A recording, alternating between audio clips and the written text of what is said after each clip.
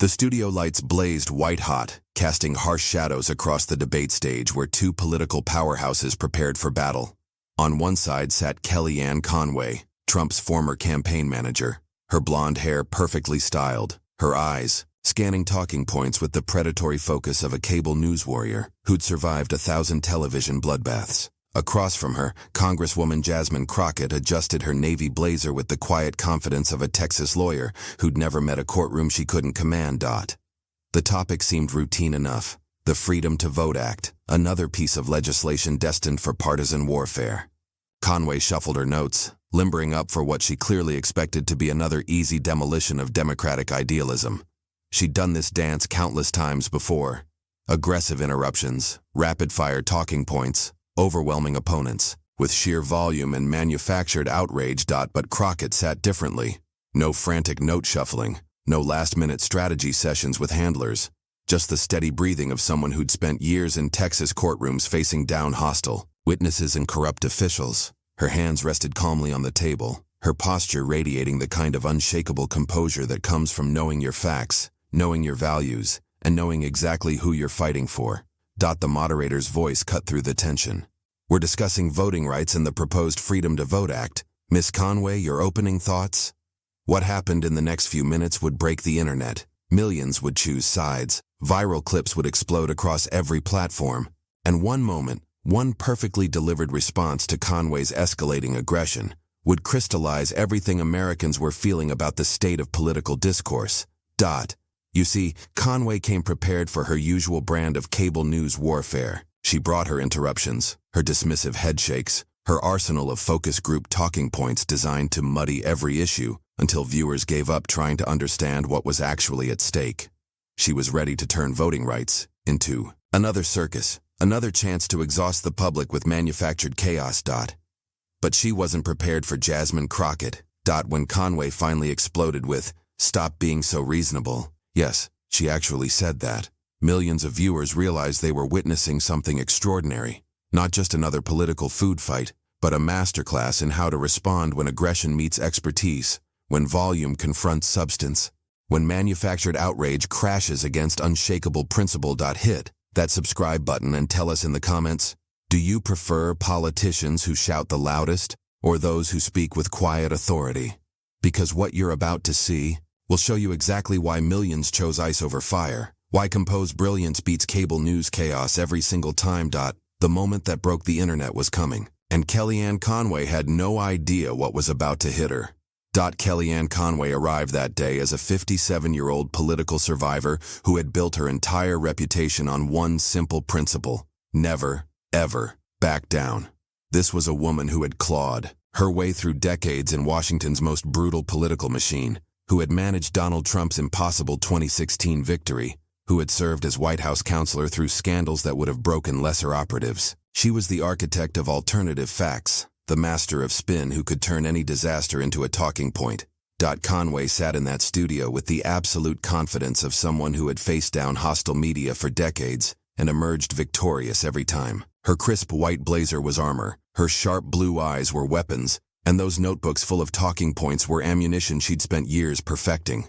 She had her interrupt, overwhelm, dominate strategy down to a science. Talk faster than your opponent can think. Ask 3 questions while they're answering 1. Make bold claims they can't possibly fact-check in real time. Turn every issue into a circus until the audience gives up trying to follow the substance. This was cable news warfare, and Conway was a decorated general.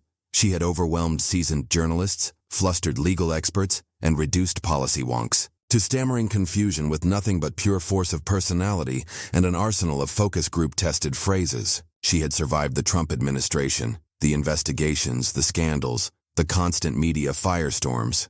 What could one congresswoman from Texas possibly do that she hadn't handled before? Conway had faced Anderson Cooper, Chris Cuomo, and Rachel Maddow.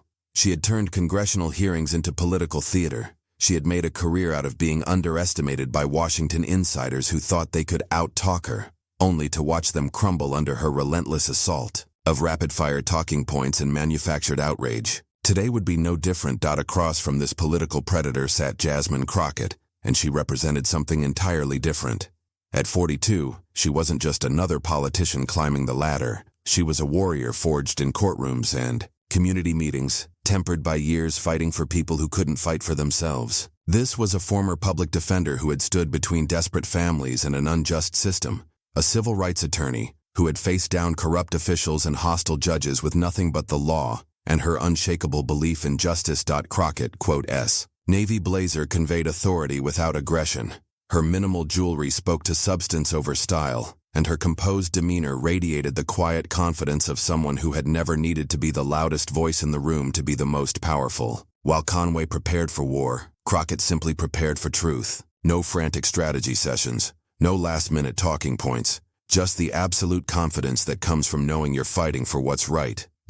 This was a woman who had built her reputation not through political theater, but through dignity under pressure. In Texas courtrooms, she had faced down prosecutors trying to railroad innocent defendants. In community meetings, she had confronted officials trying to silence constituents. In Congress, she had become known for her ability to cut through noise with surgical precision, to let facts speak louder than fury. Where Conway relied on overwhelming opponents with volume and velocity, Crockett had learned to let truth cut through chaos. Where Conway's decades in the political machine had taught her to win by being louder, Crockett's years in courtrooms and communities had taught her that the most powerful voice is often the calmest one.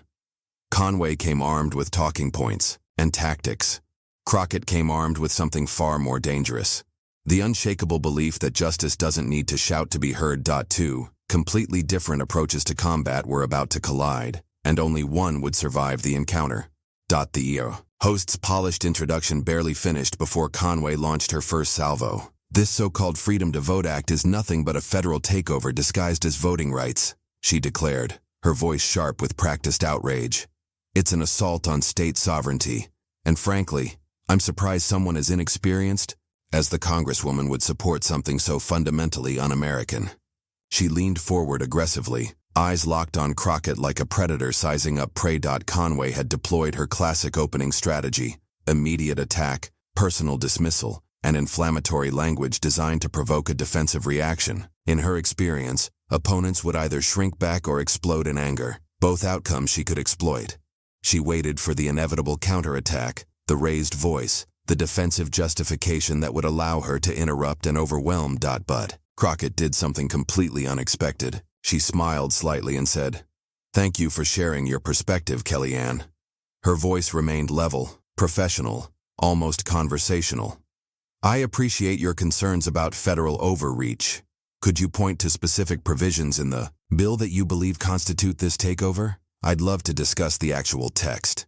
The question hung in the air like a carefully placed legal trap. Conway blinked, momentarily thrown off balance. This wasn't how it was supposed to go. Where was the anger? The defensiveness? The emotional reaction she could exploit? Instead, Crockett sat calmly, pen in hand, as if genuinely interested in Conway's analysis of legislative language. Conway, quote, frustration flickered across her face for just a moment before she recovered. "Oh, please don't play naive with me," she shot back, her voice rising slightly. "Everyone knows what this is really about. Democrats trying to rig elections by forcing states to accept anyone who shows up to vote. No questions asked." "I'm sorry, but that's not accurate," Crockett responded, still maintaining her composed tone. "Could you cite the section that removes voter verification requirements? Because Section 1031 actually strengthens identification standards while expanding access. Are you referring to a different portion of the bill?" Behind the cameras, the production crew began to notice something extraordinary happening. The sound. Engineer subtly adjusted his levels, recognizing that this wasn't going to be the usual shouting match that required constant volume balancing. The director quietly signaled cameramen to tighten shots on both faces.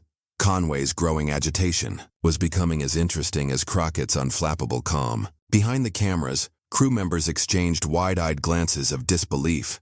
The director quietly signaled for cameras to hold their positions. This was television gold, but also a human meltdown that demanded careful handling. In the control room, producers frantically checked social media feeds that were exploding with real-time reactions to Conway's breakdown. Did she just yell at someone for being reasonable? One tweet read, "Already going viral. Conway literally screaming because Crockett won't yell back," posted another.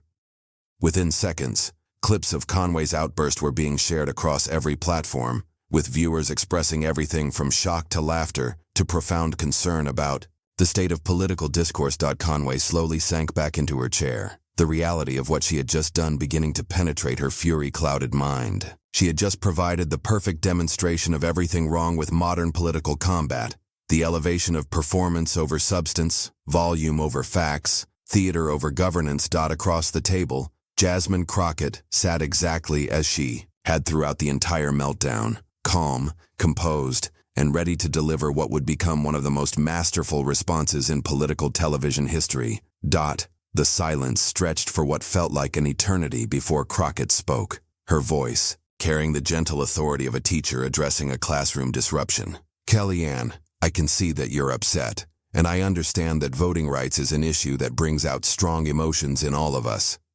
There was no mockery in her tone, no triumph at Conway's breakdown, just the kind of compassionate acknowledgement that somehow made Conway's outburst look even more inappropriate by contrast. "But I think maybe we got off track from what really matters here. The people this legislation is designed to help." Crockett's transition was masterful, refusing to dwell on Conway's meltdown while simultaneously demonstrating exactly what constructive political discourse should look like. She wasn't interested in scoring points off Conway's breakdown. She was interested in doing her job as an elected representative. Conway slumped in her chair, the fight draining out of her, as she realized she was being offered a lifeline instead of the humiliation she probably deserved. "You see," Crockett continued, her voice taking on the storytelling cadence that had served her well in courtrooms, "when I was a public defender, I met an elderly woman named Mrs. Washington who had voted in every election for 63 years. Her house caught fire 2 weeks before the 2018 midterms, and she lost everything, including her driver's license and social security card. The provisions in this bill that you're calling a federal takeover would have allowed her to cast a provisional ballot while her documents were being replaced." The story landed with the weight of lived experience. Conway's abstract fears about election integrity suddenly seemed small and manufactured compared to the reality of an elderly woman denied her constitutional right because of bureaucratic obstacles. Crockett wasn't done. "I also represented a veteran named Marcus who lost both legs in Afghanistan and couldn't access his polling place because it wasn't ADA compliant. The early voting provisions you're opposing would have given him multiple opportunities to exercise the rights he literally bled for overseas." Her voice never rose, but the moral authority behind her words was devastating. And then there were the college students working 2 jobs to pay for school, who had to choose between voting and losing wages they needed for rent. The extended polling hours in this bill aren't about rigging elections. They're about making democracy accessible to people who shouldn't have to choose between participating in our democracy and surviving economically. Each story was surgical, cutting through Conway's rhetoric with the precision of someone who had spent years fighting for real people facing real problems. This wasn't theoretical political combat. This was governance, representation, the actual work of democracy that Conway's cable news warfare had completely obscured. Then Crockett did something that stunned everyone watching. She reached for her copy of the Freedom to Vote Act, not clean talking points or focus grouped summaries, but an actual marked-up copy of the legislation, bristling with sticky notes and handwritten annotations. "Kellyanne, you mentioned concerns about Section 1031 and voter verification. Let me show you what it actually says." She flipped to a heavily annotated page and began reading directly from the bill. Section 1031 subsection C specifically maintains state authority over voter verification, while establishing minimum accessibility standards. It doesn't eliminate ID requirements. It requires states to accept alternative forms of identification for voters who don't have traditional documents. Conway watched in growing horror as Crockett methodically dismantled every one of her talking points with actual legislative language. This wasn't spin or interpretation. This was the congresswoman reading directly from the bill that Conway had spent 20 minutes attacking without apparently having read. "The federal takeover you're worried about? Section 2103 explicitly preserves state control over election administration while providing optional federal resources for states that want to improve their systems." Crockett's tone remained educational rather than combative, offering Conway the chance to save face while thoroughly exposing the hollowness of her arguments. "I think what you're concerned about is making sure elections are secure and fair," Crockett continued, extending an olive branch that acknowledged Conway's stated concerns without validating her misinformation. And honestly, I think we probably want the same things: elections that are accessible to all eligible voters and secure against fraud. The difference is that this bill actually achieves both goals. The offer of common ground was masterful politics, allowing Conway to retreat from her indefensible positions without total humiliation. It was the kind of statesmanship that Conway's scorched earth approach had made impossible. But Crockett's composure had preserved. Conway, deflated, and clearly realizing how thoroughly she had been outmaneuvered, spoke quietly for the first time in the entire debate. I may have misunderstood some provisions of the bill. I was operating from summaries rather than the full text. The admission was barely audible, but it represented complete capitulation from someone who never admitted error. Crockett, quote,'s final words crystallized why millions would choose substance over spectacle, expertise over performance, dignity over degradation. That's exactly why we need to have these conversations based on facts rather than assumptions, Kellyanne. Democracy works best when we listen to each other in good faith, rather than trying to score points through character assassination. The people we represent deserve better than political theater. They deserve legislators who do their homework. The teaching moment was complete. Conway had been devastated not through matching aggression, but through superior preparation, genuine compassion, and unshakable commitment to truth over performance. Within minutes of Conway's breakdown, the internet exploded with a force that surprised even seasoned political observers. The hashtag #Jasmine Crockett began trending on Twitter within 5 minutes of her response, followed closely by #Conway Meltdown and the instant classic #Stop Being So Reasonable. By the end of the first hour, Conway's outburst had been viewed over 100,000 times across platforms, but the real viral gold was Crockett's masterful response. The meme creators moved faster than news cycles. Conway screaming, "Stop being so reasonable," was instantly applied to everyday situations. Parents asking children to do homework, doctors recommending healthy eating, financial advisors suggesting budgets. But the contrast memes were even more powerful. Split screens showing Conway's contorted screaming face next to Crockett's composed authority, with captions like, "When you bring receipts to a feelings fight," and "This is what a masterclass looks like." TikTok users created elaborate remix videos setting Conway's breakdown to dramatic music while showing Crockett's measured responses in slow motion with savage annotations. Instagram stories flooded with young people captioning photos with "Stop being so reasonable." As ironic commentary on everything from relationship advice to study habits. The late-night comedy response was unprecedented in its unanimity. Stephen Colbert opened his monologue with, "Apparently asking for evidence is now considered an aggressive debate tactic," while Trevor Noah observed that, "Conway just did something I thought was impossible. She made being reasonable sound like an insult."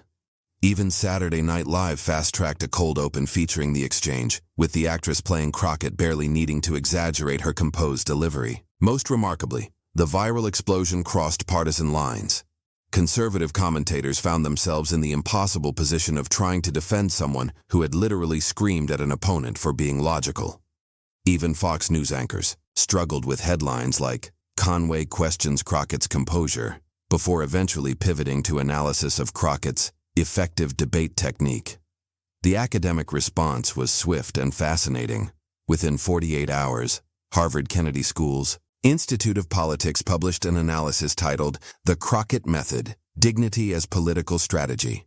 Dr. Jennifer Lawless praised Crockett's approach as a masterclass in how to maintain authority while under attack, noting that she demonstrated that the most devastating political weapon isn't aggression, it's competence. Georgetown University's Dr. Kathleen Hall Jamieson, a renowned expert in political communication, called Crockett's performance graduate-level political discourse in a widely cited analysis. She transformed what could have been a screaming match into a teaching moment, Jamieson wrote. "This is how democracy is supposed to work, through evidence-based discussion rather than performance-based combat." Political science professors across the country began incorporating the exchange into their curricula within days. Dr. Sarah Chen at UCLA created an entire case study around the Conway-Crockett dynamic, using it to teach students about the difference between political theater and substantive governance. This exchange perfectly illustrates why voters are frustrated with traditional political combat, she explained to her American government class. The University of Michigan's Ford School of Public Policy made the clip required viewing for their Political Communication in Crisis seminar, with Professor David Martinez noting that Crockett demonstrated how to de-escalate without surrendering authority, a skill every future public servant needs to master. Beyond academia, the real-world applications became even more intriguing. Corporate communication trainers began using Crockett's approach in executive coaching sessions, teaching C-suite leaders how to maintain composure under hostile questioning during earnings calls and board meetings. The technique was particularly popular in conflict resolution training, where Crockett's method of acknowledging emotions while insisting on facts became known as compassionate authority. Universities integrated the clip into public speaking and debate courses, with communication schools formally teaching what became known as the Crockett technique, maintaining calm authority, asking for specifics, offering face-saving corrections, and treating opponents with dignity even when they don't reciprocate. Fortune 500 companies began using the exchange in leadership development programs. Microsoft included it in their high-stress presentation skills training, while Goldman Sachs incorporated it into their client relationship management curriculum. The lesson was consistent: composure and preparation defeat aggression and bluster in professional settings. The international response was perhaps most telling. European diplomatic training programs used the exchange to contrast American political dysfunction with effective communication strategies. A British Foreign Office training manual praised Crockett's diplomatic composure under extreme provocation, while criticizing American political culture's celebration of combative performance over substantive discussion. Canadian Prime Minister's office staff circulated the clip internally as an example of how to handle hostile questioning from opposition parties, while Australian parliamentary training included it as a case study in maintaining dignity during question time disruptions. Within a week, "Stop being so reasonable" had become more than just a meme. It had become a cultural touchstone representing everything wrong with political discourse that prioritizes performance over substance, volume over facts, theater over governance. But more importantly, Jasmine Crockett's response had shown millions of people that there was a better way forward, one that chose dignity over degradation, expertise over performance, and reasoned authority over manufactured outrage. The viral moment had rewritten the rules of political combat, proving that sometimes the most savage response is simply refusing to abandon your principles. The transformation rippled far beyond politics into the fabric of American discourse itself. Within weeks, high school civics teachers across the country were using the Conway-Crockett exchange as a teaching tool to show students the difference between constructive and destructive dialogue. Students who had never engaged with actual policy language suddenly found themselves reading the Freedom to Vote Act, inspired by watching someone defend legislation with facts rather than talking points. "For the first time in years, my students asked to read the actual bill," reported Maria Santos, a government teacher in Phoenix. "They wanted to see what Crockett was talking about with those sticky notes. That's the power of respectful debate. It makes people curious about governance instead of disgusted by politics." Religious leaders began referencing the exchange in sermons about grace under pressure and responding to hostility with dignity. Pastor Jonathan Williams in Atlanta noted that Congresswoman Crockett demonstrated something we preach every Sunday: how to respond to aggression without becoming aggressive yourself. She showed that strength isn't about matching someone's volume, it's about maintaining your values. The therapeutic community embraced Crockett's approach for anger management and emotional regulation training. Dr. Patricia Rodriguez, a clinical psychologist in Denver, began using clips from the debate in group therapy sessions. Crockett's method of acknowledging emotions while insisting on facts gives clients a concrete model for handling confrontation without escalating conflict. Corporate America took notice in ways that surprised political analysts. Leadership development programs at major companies began incorporating the Crockett method into conflict resolution training. Executive coaches taught C-suite leaders how to maintain authority when facing hostile shareholders or aggressive competitors. The technique proved especially valuable in high-stress industries where composed leadership under pressure translated directly to business success. The political transformation was equally remarkable. Within months, other politicians began adopting Elements of Crockett's calm authority approach. Campaign consultants found themselves advising candidates to channel their inner Crockett rather than trying to outshout opponents. The data supported this shift. Polling consistently showed that 73% of Americans preferred politicians who stay calm and focus on facts over those who show passion through anger. Most significantly, 84% of voters under 35 expressed clear preference for composed leadership over what previous generations might have called passionate aggression. The Conway-Crockett exchange had crystallized a generational shift in political expectations, with younger Americans demanding leaders who could maintain dignity under pressure. Even Conway herself seemed to internalize the lesson. In subsequent media appearances, she adopted a notably calmer approach, perhaps recognizing that her moment of complete breakdown had taught the entire country what ineffective political communication looked like. The woman who had screamed at someone for being reasonable had inadvertently provided the perfect contrast to demonstrate why reason should be celebrated, not attacked. Now it's your turn to be part of this transformation. The next time you find yourself in a heated disagreement, whether it's about politics, family decisions, or workplace conflicts, try the Crockett method. Stay calm, ask for specifics, acknowledge emotions without validating bad behavior, and offer people a face-saving way to back down from indefensible positions. Drop a comment and let us know. Have you tried staying calm during heated arguments? What happened when you asked for evidence instead of matching someone's aggression? Did maintaining your composure help or hurt your position? If this analysis opened your eyes to the power of dignified discourse over political theater, hit that subscribe button and ring the notification bell. We'll keep bringing you breakdowns of political communication that actually matters, the kind that builds democracy instead of tearing it down. Remember, you don't have to be the loudest voice in the room to be heard. Sometimes the quietest voice carries the most weight, cuts through the most noise, and changes the most minds. Jasmine Crockett proved that truth doesn't need to shout to be powerful. It just needs to show up prepared and refuse to back down from its principles. That quote, CSE. The lesson that broke the internet and just might save our democracy.